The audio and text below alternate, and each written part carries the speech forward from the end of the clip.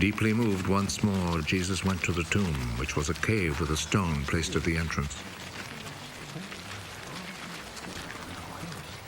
Take the stone away.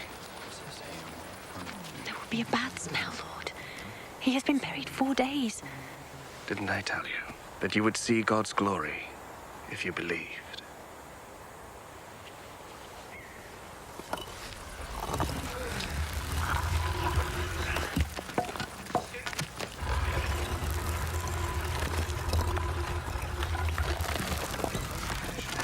They took the stone away.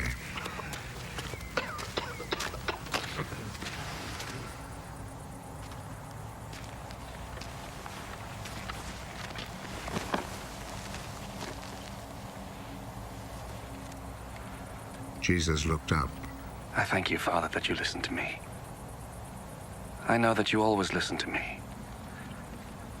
But I say this for the sake of the people here, so that they will believe that you sent me.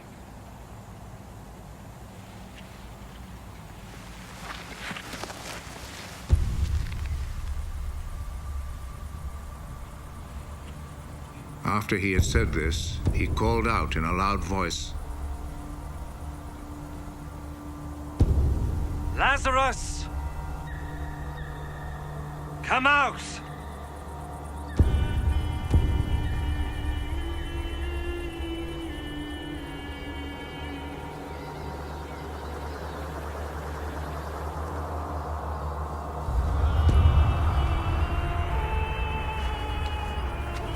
He came out. His hands and feet wrapped in grave clothes, and with a cloth round his face.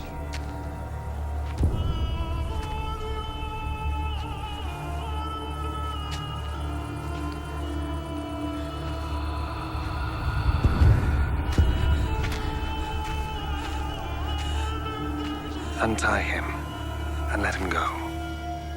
Many of the people who had come to visit Mary saw what Jesus did, and they believed in him. But some of them returned to the Pharisees and told them what Jesus had done. So the Pharisees and the chief priests met with the council and said, "What shall we do?" Look at all the miracles this man is performing. If we let him go on in this way, everyone will believe in him. And the Roman authorities will take action and destroy our temple and our nation.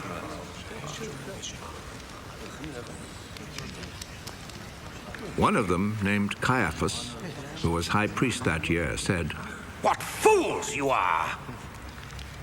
Don't you realize that it is better for you to have let one man die for the people instead of having the whole nation destroyed?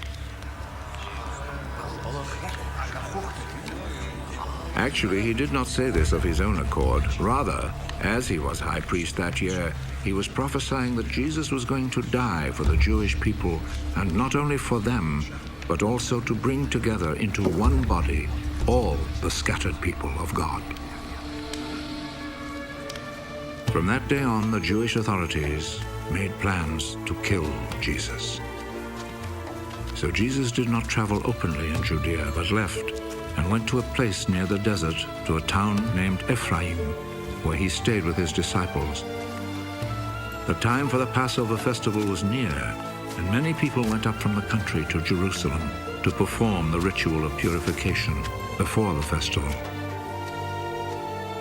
They were looking for Jesus, and as they gathered in the temple, they asked one another, "What do you think? Surely he will not come to the festival, will he?"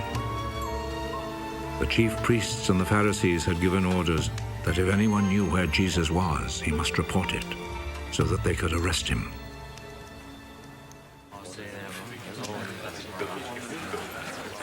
"6 days before the Passover, Jesus went to Bethany, the home of Lazarus, the man he had raised from death.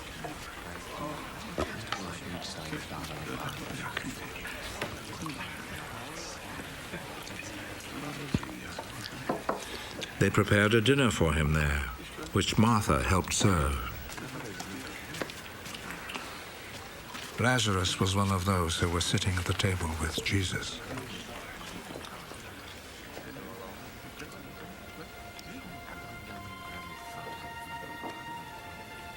Then Mary took a whole pint of a very expensive perfume made of pure nard, poured it on Jesus' feet, and wiped them with her hair. The sweet smell of the perfume filled the whole house.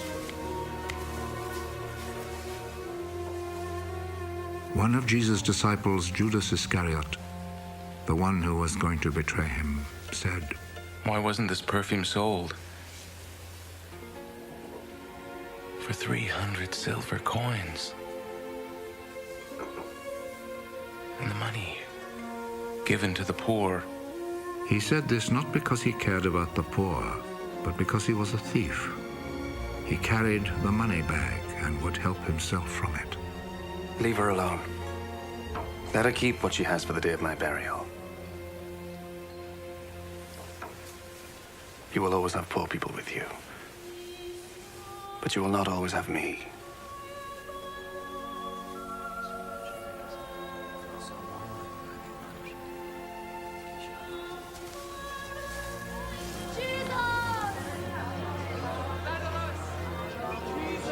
A large number of people heard that Jesus was in Bethany, so they went there, not only because of Jesus, but also to see Lazarus, whom Jesus had raised from death.